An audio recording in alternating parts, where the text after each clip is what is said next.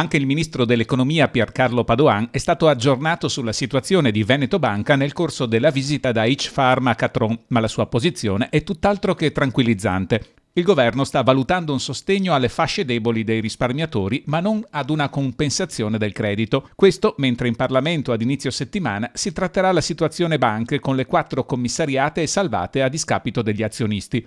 E più di un parlamentare veneto punta a chiedere al governo di salvaguardare totalmente i risparmiatori, già perché una possibile azione di difesa dell'accantonato sta tutta qua. Il risparmiatore non ha propensione al rischio, l'investitore sì. Quindi il primo va salvaguardato a prescindere, il secondo si presume sia consapevole dei titoli che acquista e se a Roma qualcosa inizia a muoversi, la politica in Veneto e nella Marca cosa fa? Il Movimento 5 Stelle si schiera di fianco agli 80.000 correntisti che rischiano di vedere azzerati completamente i risparmi di una vita. Stiamo parlando dei soldi delle pensioni, TFR, gli accantonamenti di una vita bruciati da pirati in giacca e cravatta. Stiamo organizzando delle azioni rivolte a tutelare tutti i correntisti. Dall'altra parte è nostro obbligo e dovere all'interno delle istituzioni bloccare questa emorragia. Un primo obiettivo sarebbe quello di convocare come regione un tavolo di confronto tra CDA di Veneto Banca e rappresentanti dei risparmiatori. Il vero timore però, anche da Venezia, è che avendo lasciato correre le vicende di Montebelluna e Vicenza si sia volutamente indebolito il Veneto.